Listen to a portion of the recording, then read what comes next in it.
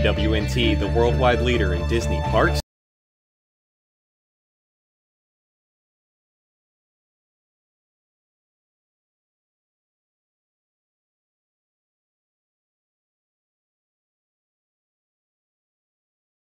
This week's edition of ParksCenter, where we're going to be looking forward to what we know is coming down the pike for Disney in the coming year and even a little bit after that. Joining me on tonight's show, we've got Allison. Hey, everyone. Ashley. Hello. Jill. Hello. And Tyler. Sivako. Hey. All right, so kicking off our look at what's coming in fall of 2019. At this point, I believe is the current projected opening for this. We know that an Epcot Illuminations replacement, I guess we'll call it, is coming out. So there is going to be kind of a temporary show that's going to last for about a year before the permanent offering comes. This temporary offering is going to be focused on like the history of Epcot. Epcot Forever is the current tentative title for that, featuring classic Epcot tunes. And then the permanent offering coming after that will be a celebration of Disney music, which will show how Disney music inspires people from around the globe. I'm kind of excited for the Epcot show, honestly, a bit more than the character show. I'm really interested as to what other people are kind of excited for with this. Epcot forever. Yeah. I'm more looking forward to that than just hearing Disney songs I've heard before. Yeah, I know, right? Like, Yeah. I'm literally thinking now about how do I get there to make sure I see this show.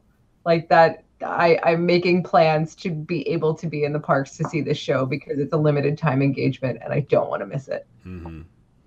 That is how I do like excited I am. Epcot better than every other park. So, like, if it's going to be anything like the 35th, like that kind of Voices of Liberty music medley So they put good. together, Wow. if it's like that but on a grand scale, then I'm on board. Yeah. I Yeah, would have nice to reference, agree. Tyler. That was a great Yeah. performance. And Yeah. and I wonder, Epcot was never really intended for the characters. And No. I get where there's IPs everywhere now, and the Three Caballeros are in Mexico, and Frozen's in Epcot, and that seems okay. I don't know about the nighttime show. I just don't know how they're going to make it fit and how it's going to work. And I think I even brought this up on the podcast, but it feels weird and it feels wrong that, the World Showcase is supposed to be a very real place.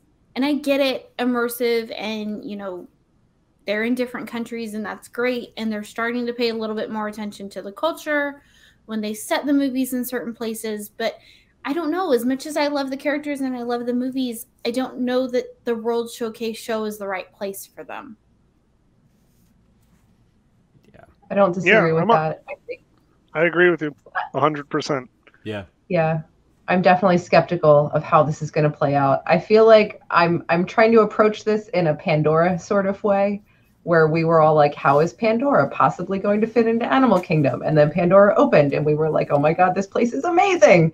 So I'm hopeful for that because it's possible, because we've had that experience in Disney World before and we've been proven wrong and it's been amazing. So I really want this to be another situation like that. I don't know that it will be. I certainly have my doubts. I completely agree with everything Ashley said. I feel like trying to make the characters fit into, and especially because Illuminations doesn't happen in Epcot, it happens in World Showcase, which is this very, and I'm still struggling with how they're going to really be able to communicate the idea of Disney music as it inspires people around the world. I'm struggling with how they're going to be able to communicate that idea in a nighttime spectacular, but I'm hopeful and I want it to be great. Yeah. I'm kind of afraid that it's going to end up just feeling really cringy. Like, let's cram Disney into countries and brand every country in the World Showcase as this is a Disney thing. Like, I hope I'm wrong, but that one seems scary. Yeah.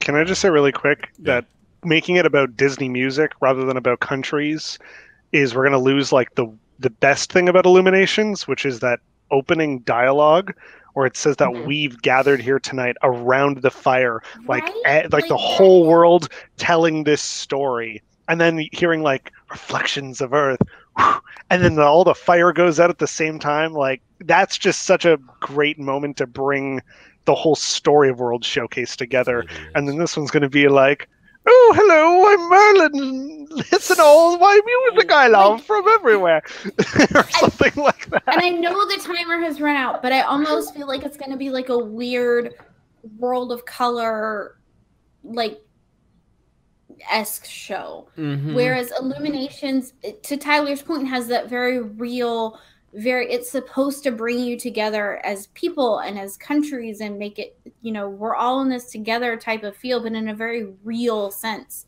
which is still moving in its own way. Please don't put High School Musical in this. Please don't. Oh God, no. Oh God, no. Maybe it'll tie You know that together would the have to come country. from the Right. Mm. I think the overall theme here is going to be like we can only hope blank, and Right. that we can only hope that Yeah. they do find a way of making it so each country has its representative like Disney Right, but culture song story But I still don't associated feel like with it's it. gonna gonna happen. feel right. Yeah. yeah, there are definitely countries that are not really represented by an existing Disney IP. Oh, yeah. So what are they like? Just What are they cram it gonna in there. do? Mhm. Yeah, Italy. Like Japan, You like for cars? argument's sake. Oh gosh. Well, that's a good point. Italy doesn't really have one. Japan doesn't really have one. You could make an So argument for you're Bao, gonna- I think, can't you? Or is that more Korean? but even so, There that's a could short, be and more with their Chinese. music, it like was But like it's a short. It's But like about it's the a music. Pixar short. Like Mhm. how many people have even seen it? And it's about the music. To Joe's point. right. Pixar isn't really noted But- for their music, and That's fair. When they cram IPs into countries, even when they don't necessarily fit, when it's done well, you get Frozen, which is a delightful dark ride. So Yeah. if they do this right, who knows? There's True. there's hope. I don't 100% agree with that statement, but Yeah. Speaking I miss of a new Maelstrom too. hope, but- Yay! I was gonna say it. Thank you. So speaking of a new hope, Galaxy's Edge. That's going to be coming late fall. They've specified the late on that fall. I'm very nervous as to what late fall means. I'm right. expecting that. What's to be the like over a under day on before. whether this really hits 2019 or not? Yeah, it's Because gonna be I feel like close. we're already expecting like December 2019, and that's not a far cry from yeah, a few delays, and they're pushed into 2020. Of note, we're talking about Disney World, not Disneyland. Theirs is just regular fall 2019, so they're probably getting it first. But and ours will I'm open excited for shortly this as a whole. after. Yeah. Shortly. That's I'll believe shortly when it happens, but yeah. I'm so excited for this though. Like the Millennium Same. Falcon attraction seems absolutely amazing if it ends up being half of what Yeah. it looks like it's going to be. Here's the thing. Yeah.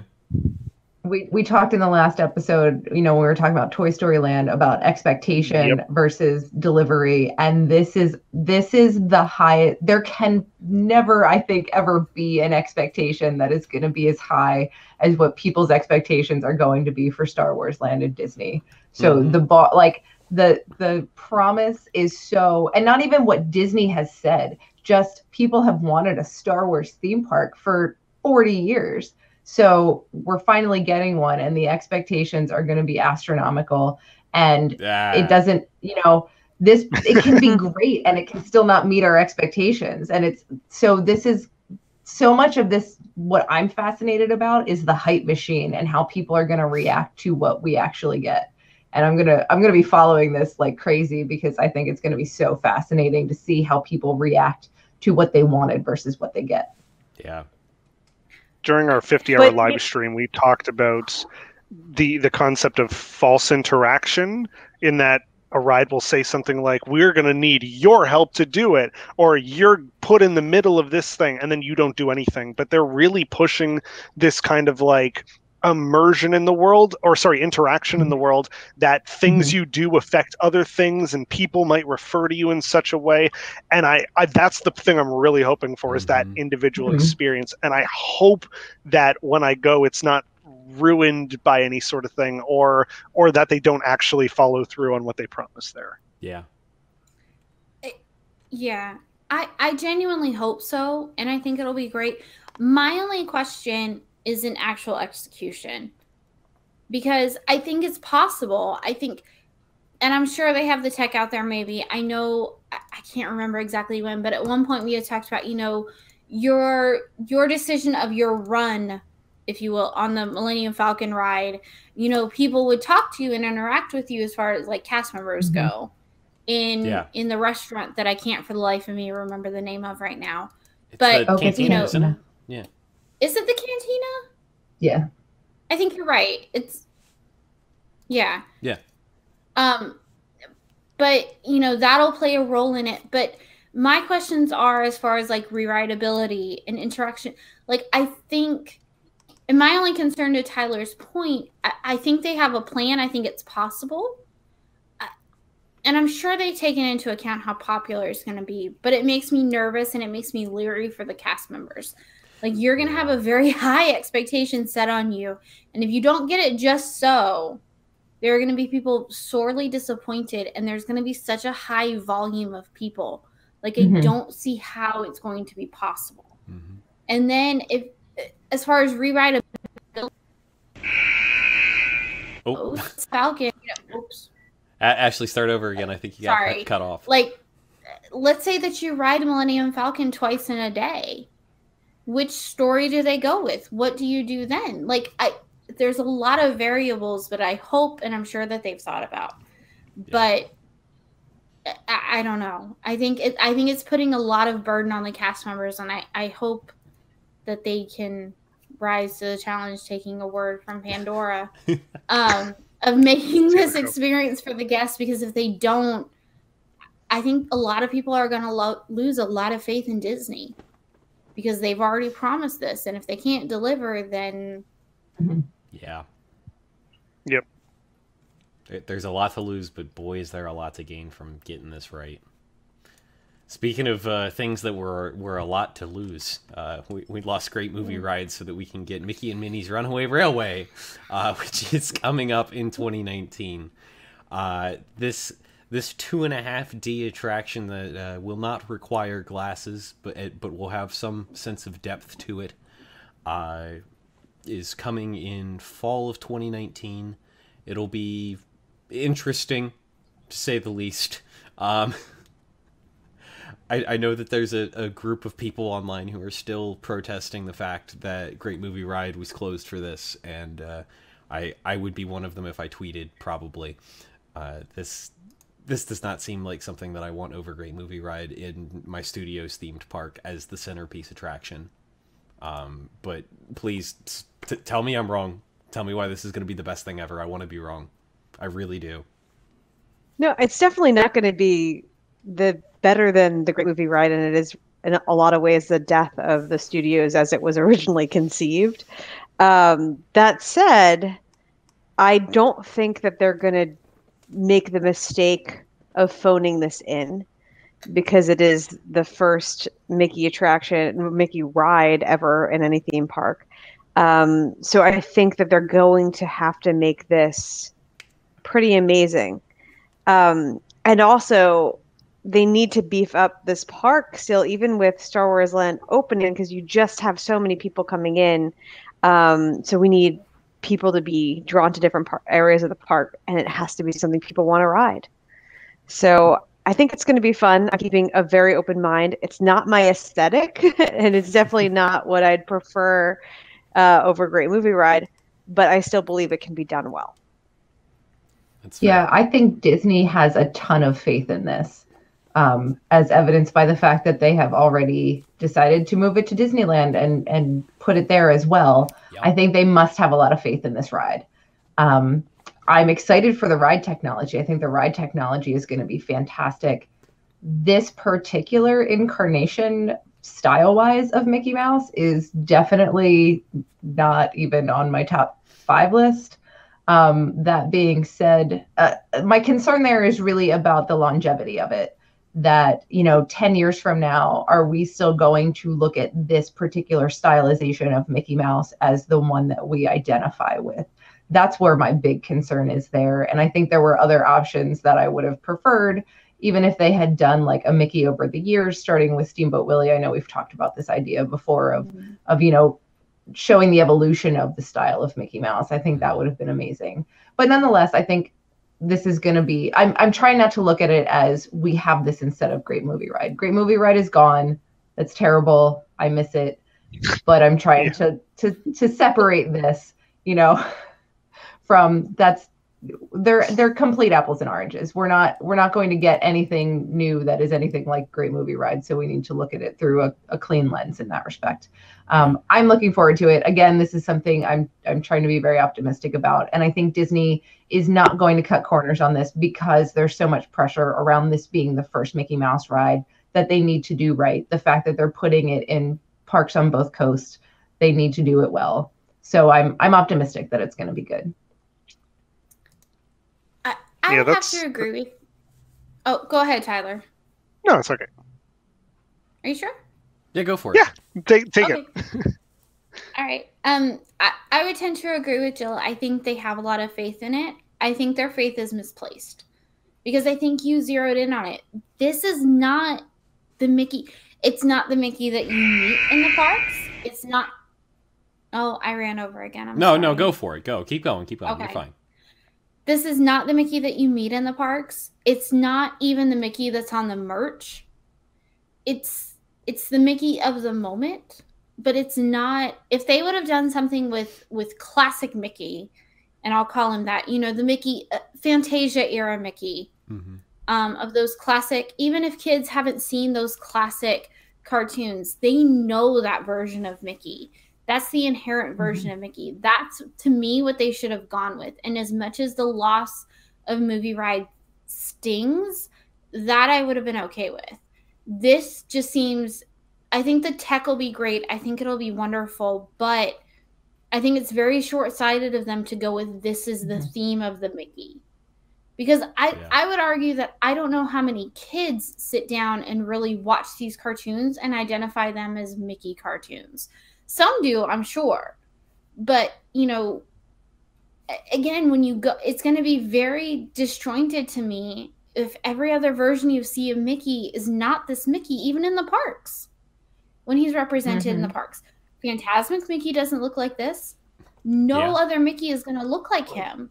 And then you go to this headliner attraction that's supposed to be Mickey's attraction, and he looks nothing like he does in the rest of the parks. It's just bizarre to me, and it's very short-sighted. And I think in 5, 10, 15 years, they're going to have to overhaul it, and they're going to go back to, even if it's a similar ride and a similar theme, they're going to revert it back to the classic Mickey because that's what everybody knows. Yep. That's a really good way to put that. I really like you saying it's the Mickey of the moment. Like it just made me think it's the Mickey of the moment, not the Mickey of our hearts. And it's dead on right. Moving forward to an event that I hope everybody here is looking forward to, and is everybody going to be attending? Everybody going to make it to Stage 89? Awesome. Absolutely. For my 30th birthday, yes, sir. If you haven't heard about this, Stage 89 is an event that we're hosting that is coming up. You can tell when we recorded this. This website may have been updated since we did this. Sorry, we did stuff a little bit early so that we could have a break for the holidays. But there will be an event schedule coming out soon. You can find out all the latest details at stage89.com. And it is going to be an absolutely terrific time. I really hope that by the time you folks are watching this, there are details on that website that we can't talk about right now that we know about that have been made public, because my goodness, there are some cool things. And they're so good. They really are. They are so good. Like, we can't say We've been talking about hype, and look at us right now. It's like we're Trust sitting here us when we criticizing say. when things are getting Believe the overhyped, hype. and then we're doing this. We But we set appropriate expectations, Tyler. Mhm. That is the difference. Yeah, that's true. I don't think the expectations we are setting about this event are overblown. In my It's personal really opinion. we under what's the word I'm looking for? Underselling Undersold? it. Yeah. We undersell it, and then what comes out of like any event that's happened in the past, even like small ones like meetups or like group rides, like those turn out to be like everyone just says like this is such a great experience, and after hearing what we're doing at Stage 89, it even gets me super excited.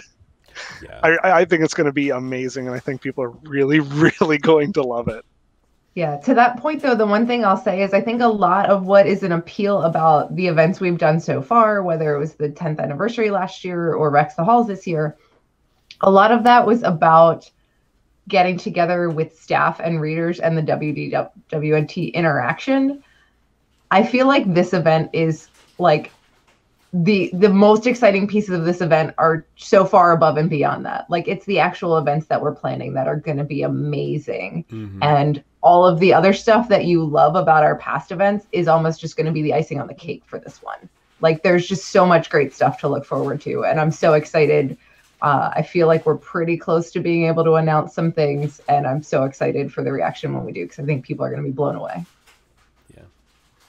I think it's It's- WDWNT as a community itself. Like we're our own kind of Disney community. Like even when we did like shameless plug, when we did the Imagination Appreciation, not a lot of people there had listened to our podcast specifically, but they follow WDWNT, and they were like cast members, they were DVC people, they were annual people, they were people who just like they go to the parks and this is just like an extra thing that they can enjoy. And in our case it was a free thing, and as soon as we finished it was just like a simple meetup and a group ride, and they were like, when's the next one? And we're like, we live in Canada, sorry, is Stage 89 like there's some kind of community here about just bringing the people from who read this site together for that. Mm-hmm.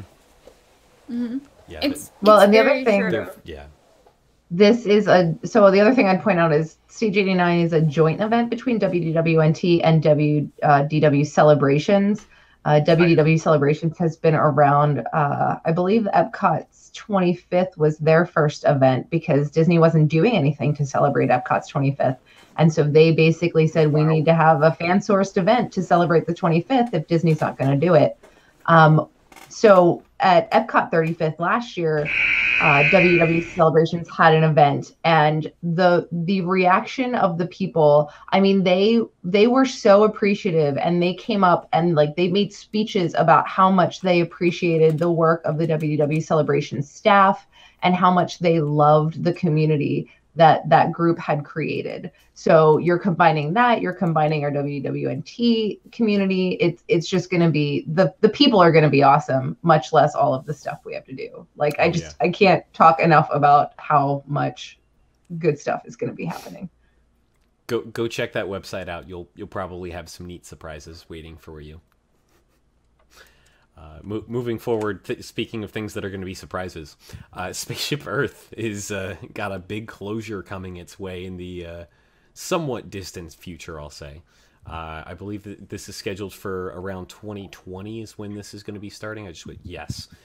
Early 2020 until the park's 40th anniversary in the second half of 2022 is when this closure is projected for.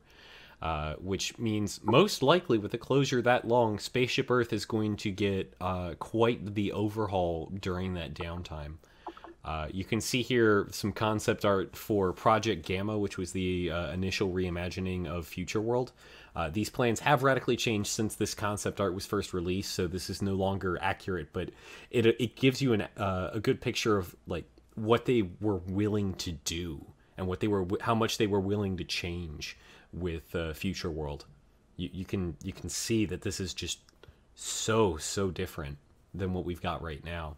I'm very interested if they're going to be considering doing that much of an overhaul of Future World, like what Spaceship Earth would look like after essentially 2-year downtime.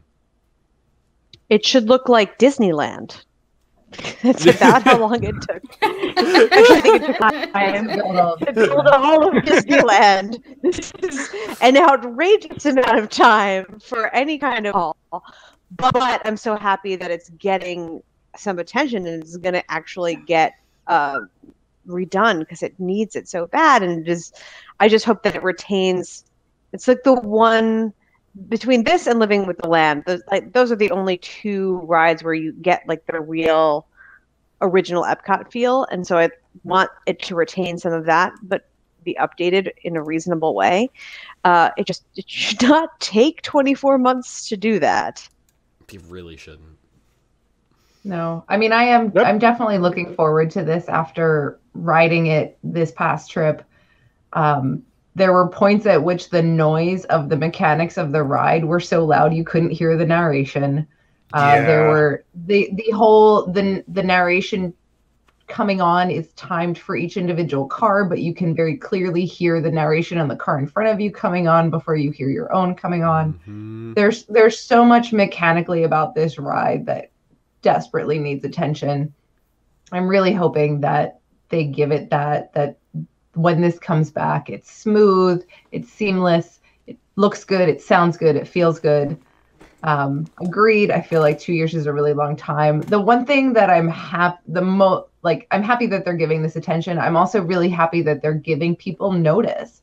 You know, we had a month notice that both Energy and Movie Ride were closing. Yeah, I think it might not even have been a full month. So now we have like almost 2 years notice that this is happening, well over a year anyway, depending on when in 2020 it starts. So I appreciate that. And maybe Disney, this is an incident of Disney hearing the fan community and saying, okay, if we're closing something, we're going to let you know so that you can come and ride what you love one more time before it's gone. Even if people don't love Spaceship Earth in its current incarnation, they're still going to want to see it one last time before it changes. And I appreciate that Disney is giving us that opportunity. Agreed. Speaking of Epcot attractions that people like,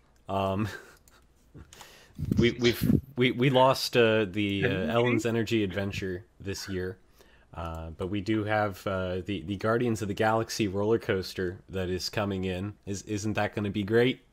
Yeah, I mean, I'm being kind of sarcastic, but honestly, it actually seems really great. I'm kind of sad to see that go, but I think it's probably just for nostalgic reasons. This attraction really does seem good. Like I led into this kind of maliciously, but honestly, it seems like this is going to be a really cool attraction. It's going to have show scenes in a roller coaster environment. It's got a very unique ride vehicle that we've seen at this point. I'm pretty excited for it. I just maybe kind of wish they didn't have to close things to have it exist. I would agree with that sentiment. And I'm kind of nervous at this point, just given the fallout after Guardians 2 into Guardians 3. Oh, yeah. Because I know they promised us, again, the show scenes, and you would think you're going to see the Guardians, but they've all been very public about their unhappiness with the ousting of James Gunn. And so I wonder, I can't imagine that when they first signed their contracts, and granted, I have no idea what renegotiations have gone on, but if they haven't explicitly put in the contracts for theme park attractions, I don't know that we're going to get any of them back at this point. I mean, Guardians 3 is on, indefinite hold at this point? Yep. While they're trying to figure all this out. And so that makes me kind of nervous and kind of sad for the ride, because I think it's going to suffer if we can't get them back to film the scenes that Disney was counting on when they were all friends and everything was going well. Yeah. So I can only hope that they come back to film, but I think especially Batista has been very vocal about he's not happy and he's not going to film anything without James Gunn. So I think it'll be interesting to see what happens with the attraction because of what's happened with Marvel Studios. Yeah. And people should note that James Gunn actually did have a hand in Mission Breakout. There's clips of him directing them Did he really? while they are on the green screen. Yeah, Oh, they nice. they were all there. Like everyone was there while they were filming that. So he knew what was going into it and everything. Just like how James Cameron like had his hand in Pandora being created, and he was there to see construction and everything. So James Gunn was there when they were filming the actual live action sequences for that ride. I don't know. I feel like I understand. I think you're right, Ashley. I just feel like they have this under contract already. I feel like this was probably under contract with Guardians 2, if not And it's prior, entirely like the theme possible. park thing. Yeah, because I think they started this early, like they had the plans for this early enough. And I think if firing James Gunn would have compromised this attraction, they would have put things in place prior to doing that. Like, I know that almost sounds like Machiavellian, like, oh, let's get you to sign this contract, and then even though we know we're going to fire your director and you're going to get mad. What do you mean that Disney But do I that? wouldn't be surprised. Exactly. I wouldn't be surprised if that's what actually happened. So I feel like this was locked in before that happened. What's the possibility that while they were filming Mission Breakout, they also filmed what they needed for this? It's possible. I mean, you have everyone together. It's in front of a green screen. But it's not impossible. So, It's something not- else I'll say yeah, is how much screen is going to be in this attraction is another Right, question. that's the other question. If it's a matter of voiceover, Yeah. they could get voice actors that can just replicate the voices, and we'd never That's what know I the was thinking. difference, to be honest. You can come very Especially close with a lot of Rocket these and folks. Groot. Yeah. They're the Mhm. animated Yeah. characters. They're not actually there. Those could be voiced by anybody. Although I'm sure Mhm. people will be able to pinpoint that it's not I was like gonna Bradley say, Cooper Right. and Vin Well, Diesel. That's like saying like Genie in Return to Jafar in the animated show was Oh, the yeah. same. But I will Like, say he people was don't notice Rod similar, Serling in but he Tower of was Terror. not the same. Mhm. Well, but I would argue There's plenty of people But- that think that really that's is Rod the Serling. cinematoal voice and a couple of different sequences. They piecemeal, like they mashed it together with a voice actor. Yeah. Which I guess they could do for They this, could. depending Yeah. on. I mean, so what much of the Guardians is actual the movies is. are already CGI. Yeah. Like a lot That's of the true. characters are makeup and CGI. They're half of what you see on screen is not the real human being to begin with. What if Yeah. we go on the ride and it's just Mission Breakout? that would really suck, and I hope not. What But if what we if go it's on like the just ride a and it's little actually bit a good? Green Dots, which is what I think it's going to be. Gosh. At least Mission Breakout we know is good. So Yeah. Fair. Well, that's Fair. And true. we also know I our mean, favorite that's a Green very Dots is valid good. point. So it's win-win either way. I think it'll still be good. Yeah. Yeah, it'll still What be they're good. teasing with I the just- size of that show building, like they say it's going to be the longest coaster, and I'm like, okay. I mean, the rest of what's on it better be good though.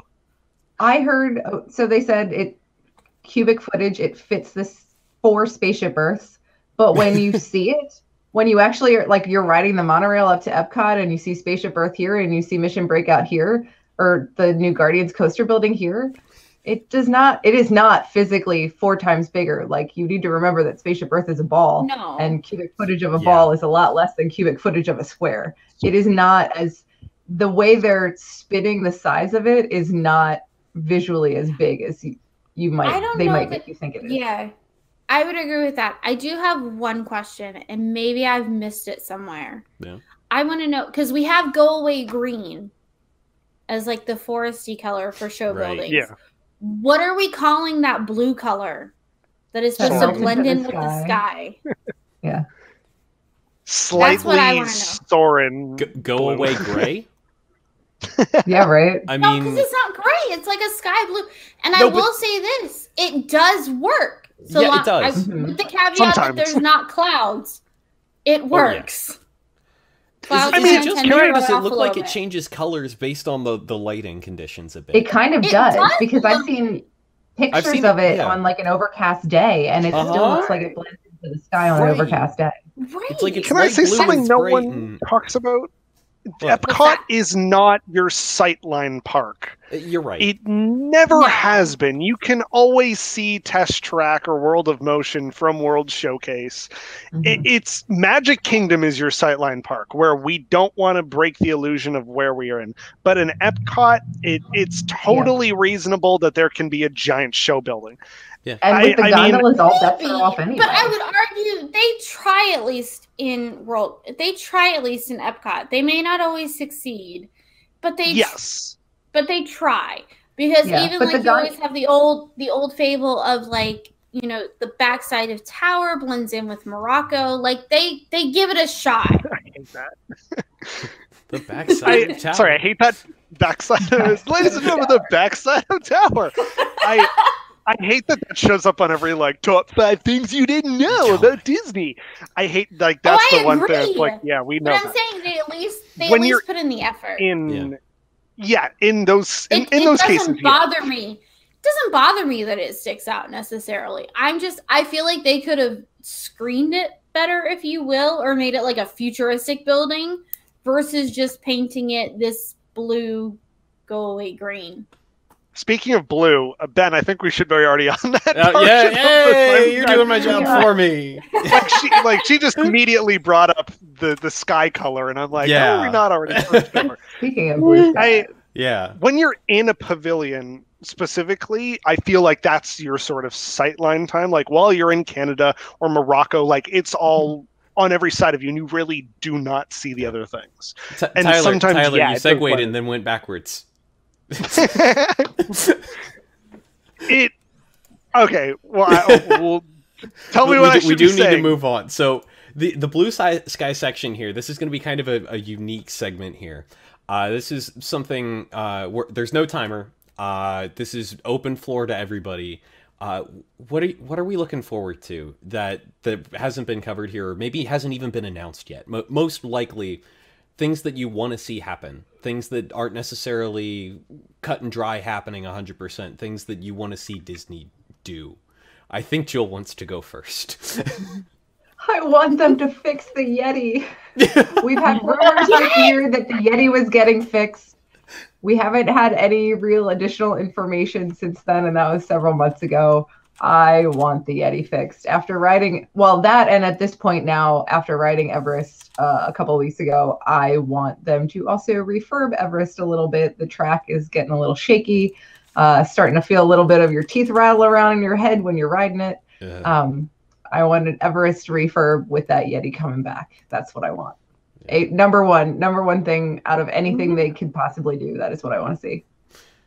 We said back on July 9th that was imminent, and it might be that Joe has tweeted that he's still working on it. Still on it. Working on it. Still on it. I believe in you, Joe. I believe in Joe. We do. I mean, he's right. There is a lot of logistics to it, though. It's very true. Logistics. But it was announced and promised, and as many of you know, Everest is my all-time favorite attraction. So this was actually on my list too.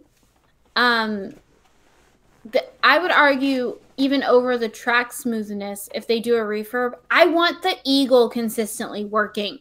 Yeah. Because it makes me happy when it works now, and it doesn't always consistently work. Like it needs to be a hard fix. And the Yeti works. Well, you would think, but hey. I just mean if they're refurbing the Yeti, there's no reason they shouldn't be able to refurb the Eagle while they're at it. It's true. They should be able to refurb everything. They should be able to refurb the track.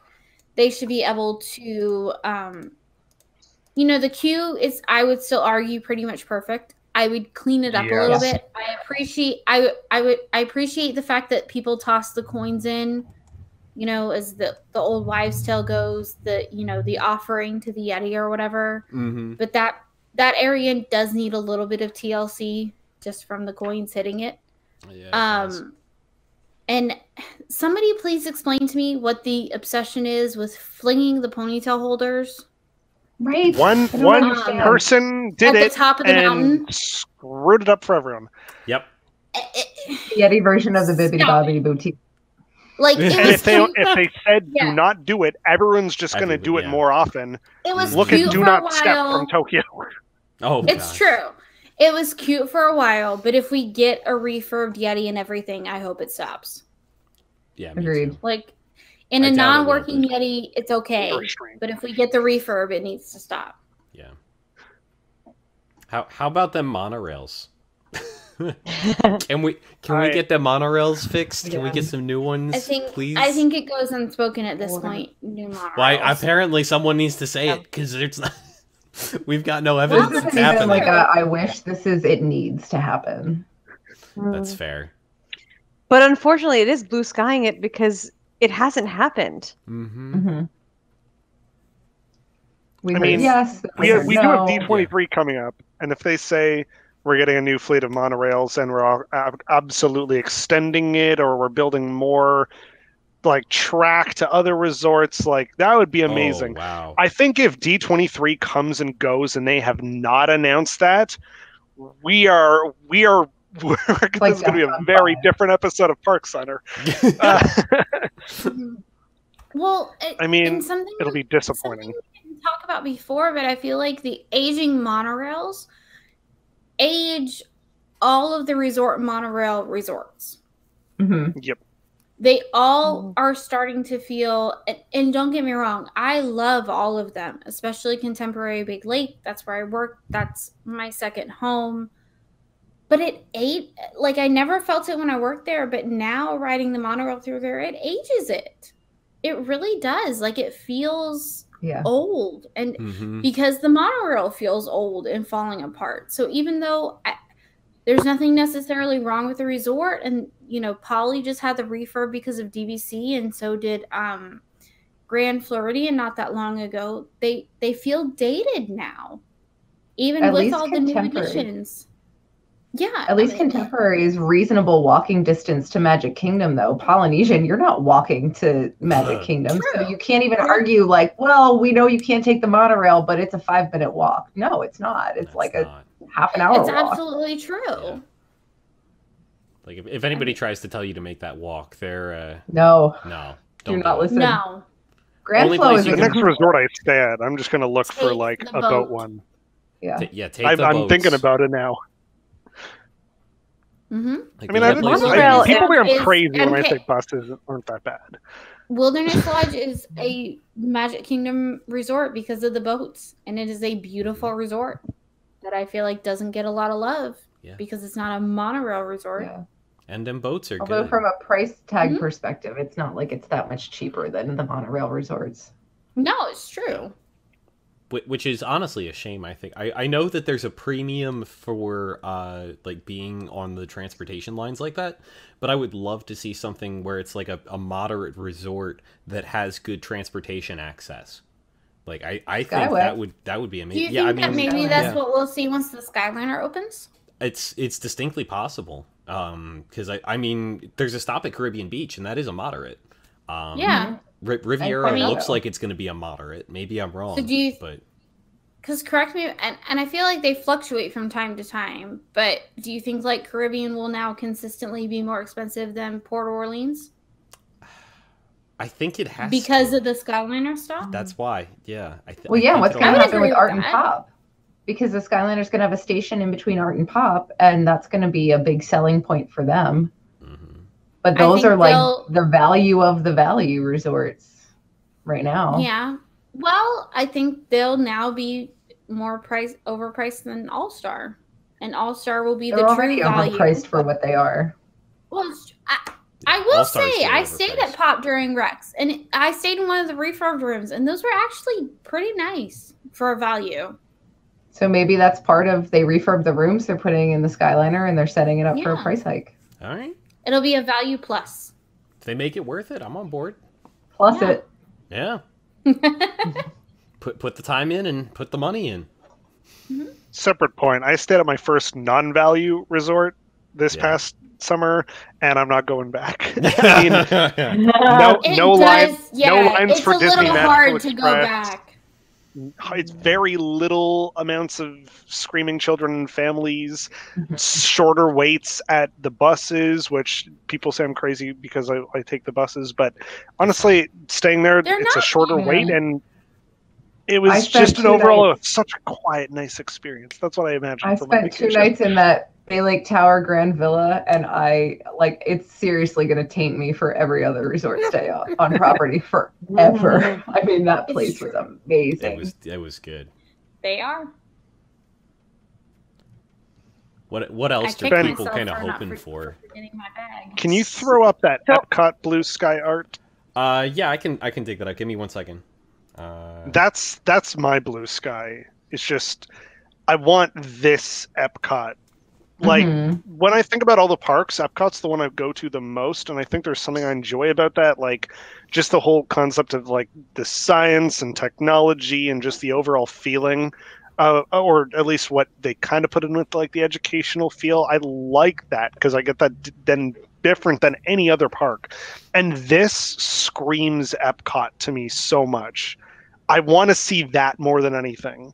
Like it actually pains me to go on Imagination right now. Maybe that's the thing I'm just hoping for a lot more is I want to know so badly what the new Imagination is going to be and how they're going to do it, because I actually, like, in the middle of the night will be like, journey into your imagination. Like it pains me to think that existed.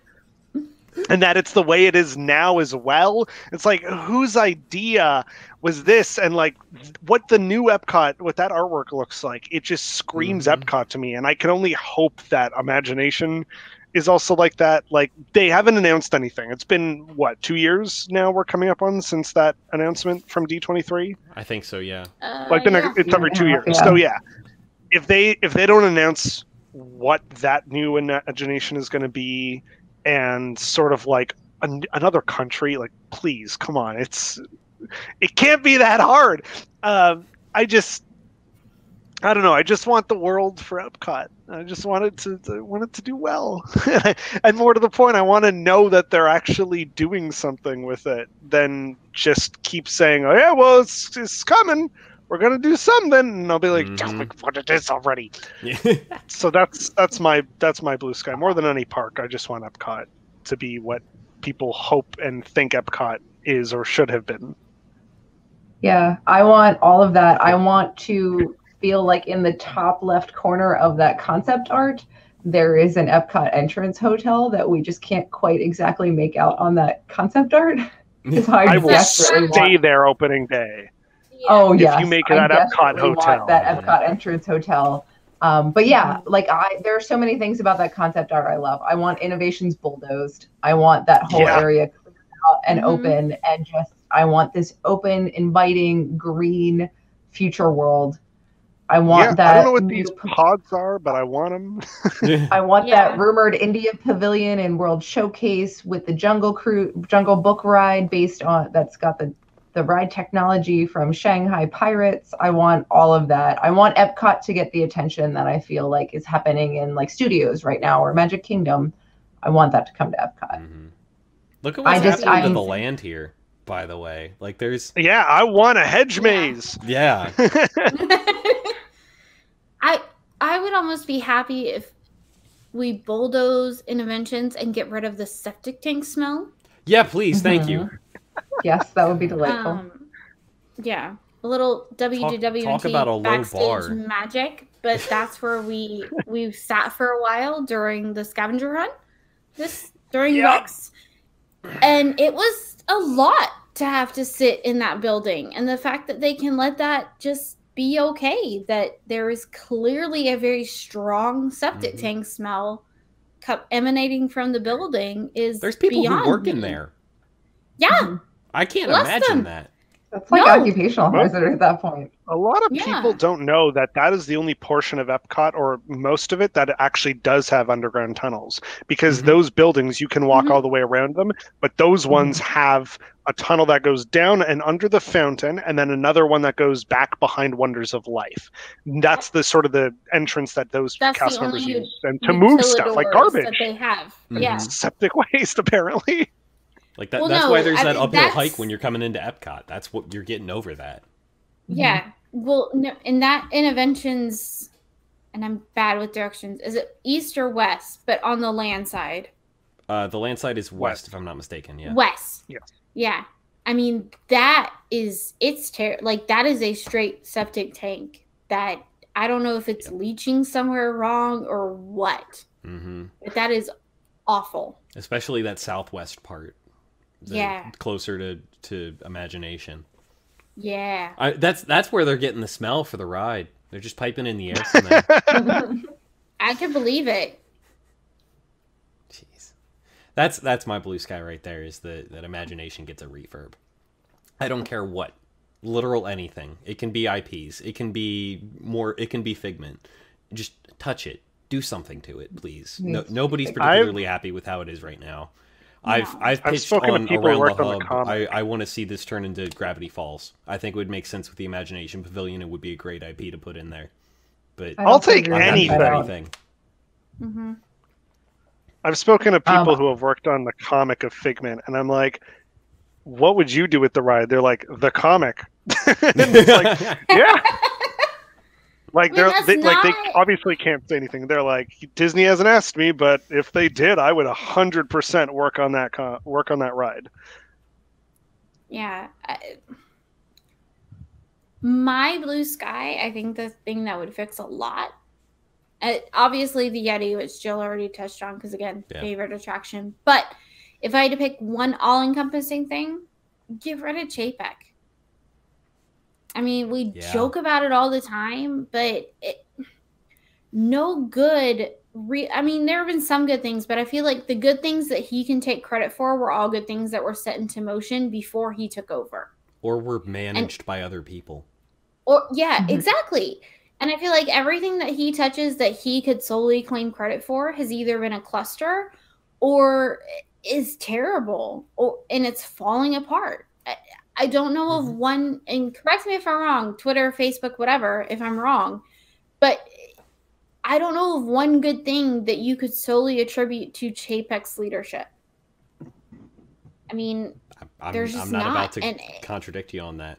And the more he gets into it, the more you see budget cuts on important things like maintenance and things like that.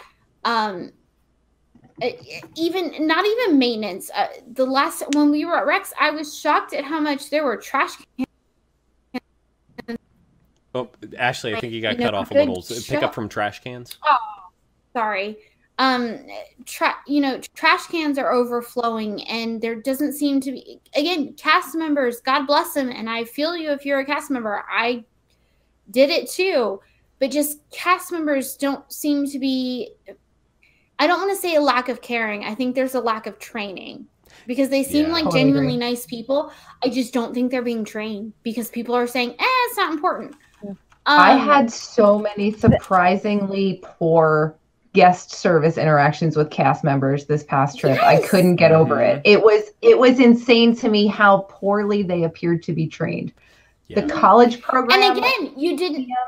were 10 times better than any like full-time CM. Well, 10 and times. having gone through the college program process, like I feel like those cast members genuinely, because it's a kind of big process to get through to college program.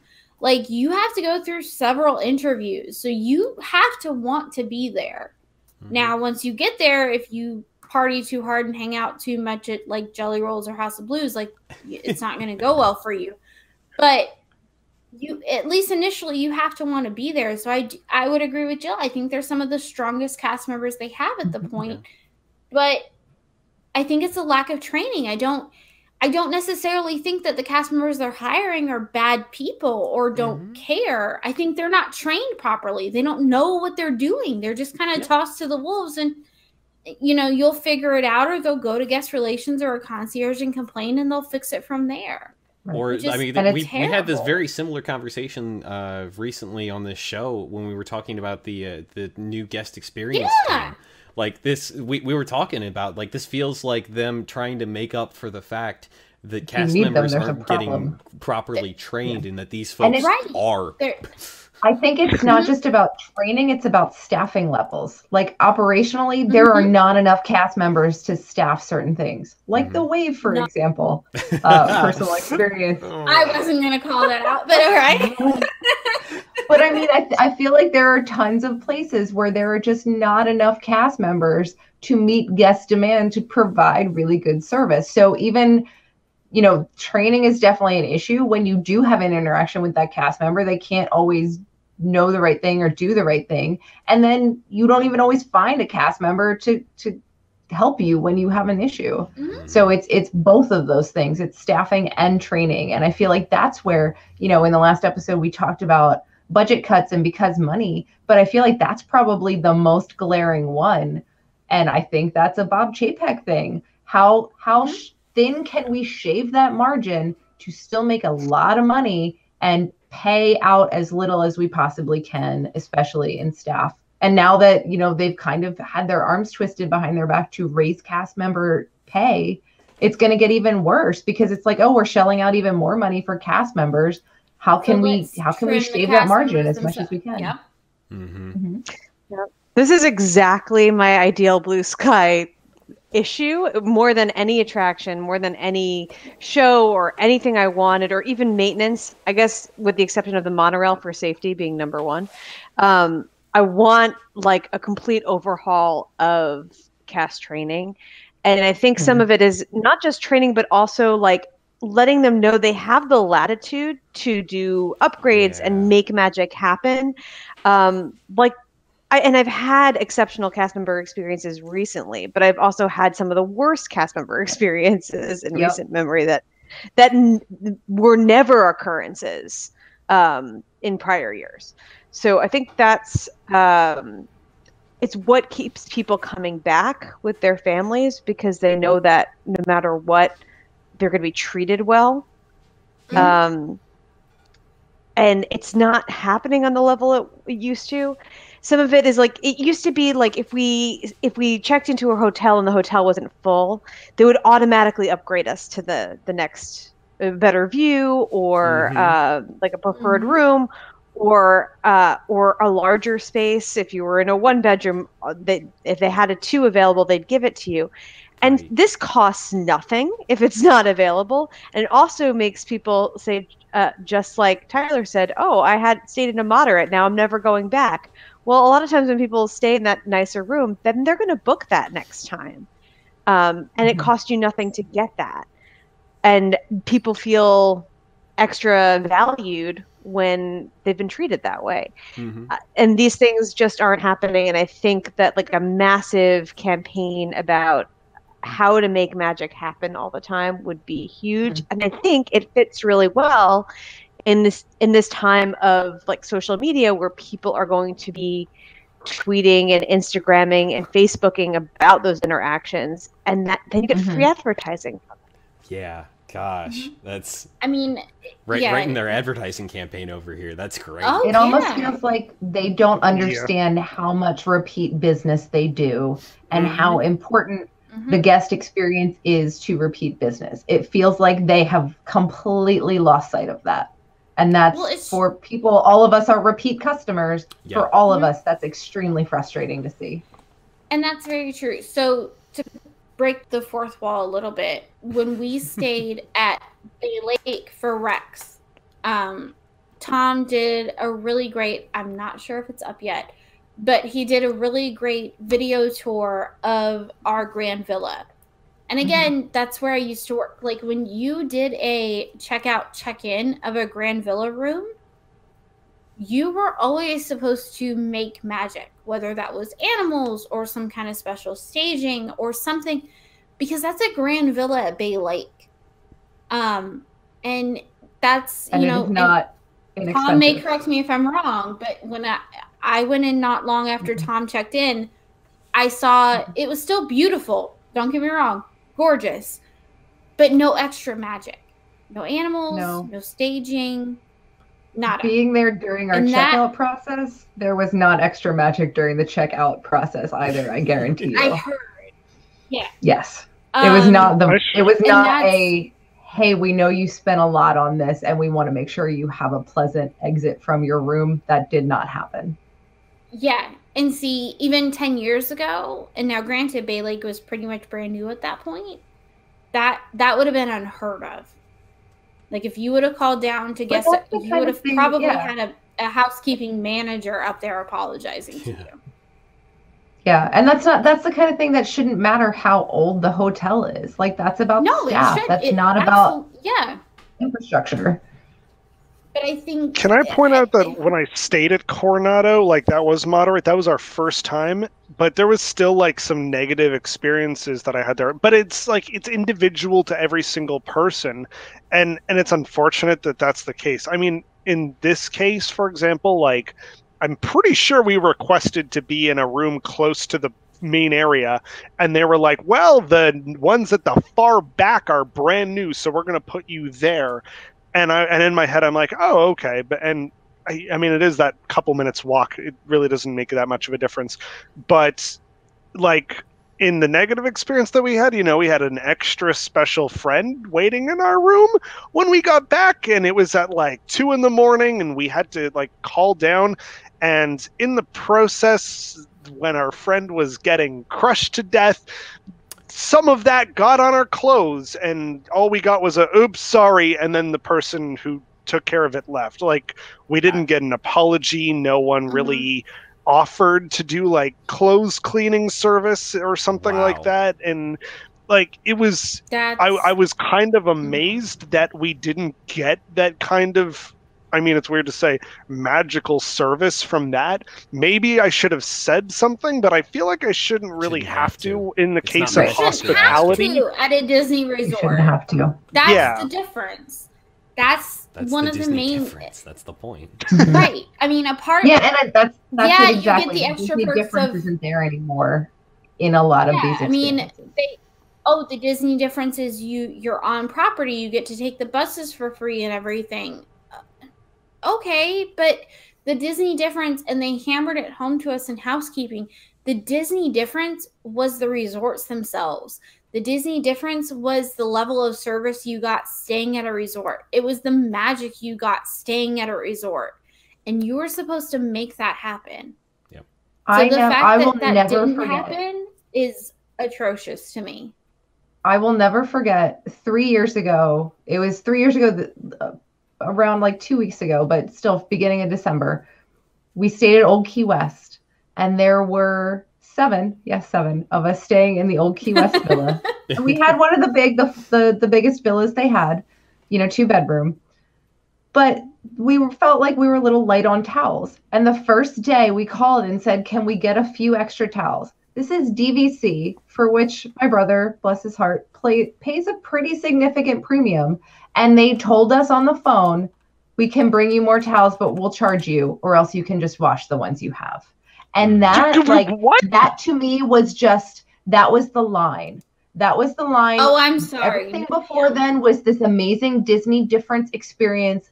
And everything after then has been, what is Disney doing? Where has this magical guest experience gone? And they broke something in me with that. With something so simple as, we're not going to give you extra towels. And they broke something in me about the Disney experience. They have and that, carts I will of never towels. forget that. Exactly. I restocked those carts myself. They have carts of towels and runners on staff. What do you mean they were going to charge you for extra towels? It is $6 for 4 extra bath towels, 2 hand towels, 4 washcloths, and an extra bath mat. Yep. It's ridiculous. Did you just have that offhand?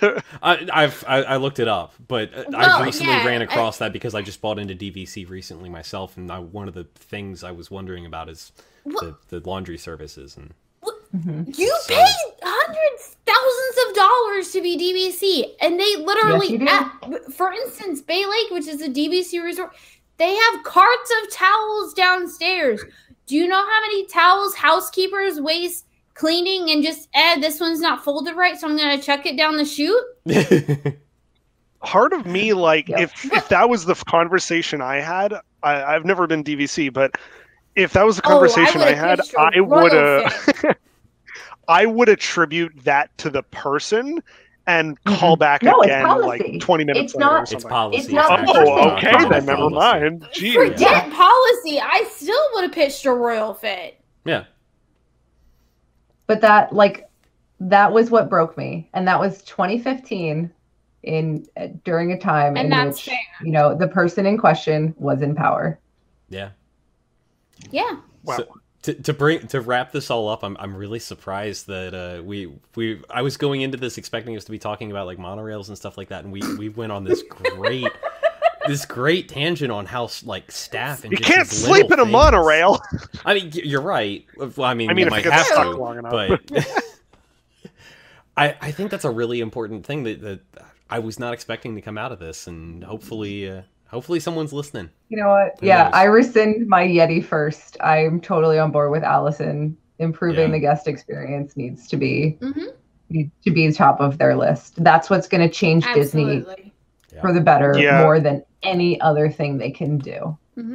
Absolutely. Because you can That build as experience many is- Star Wars as you want, and Mhm. immersive and fantastic. But to Allison's point, if the cast members are understaffed and overworked and not enabled to make the magic that they should be allowed to make, Mm-hmm.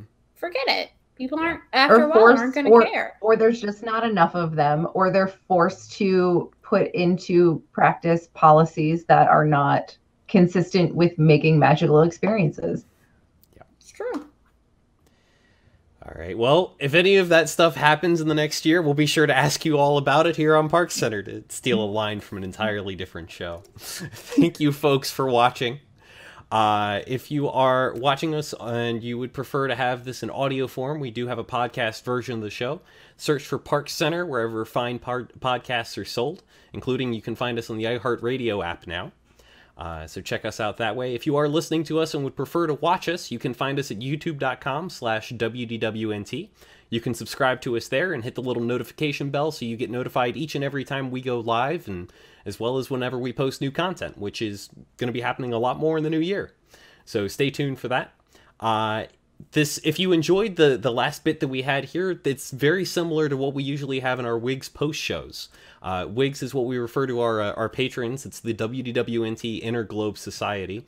For as little as $2 a month, you can join us in that over at patreon.com/WDWNT. You get access to our post shows, like I just said. See a Real Late with Tom Corliss. A whole bunch of other content that's going to be coming out for patrons exclusively. And you also help support this show and every other show on the network by doing that. So thank you, folks, for doing that. And please do consider joining if you're not already a member. All right. And I think that's going to do it for this week's episode. Thank you, folks, for joining us. And we will see you next week. Happy New Year.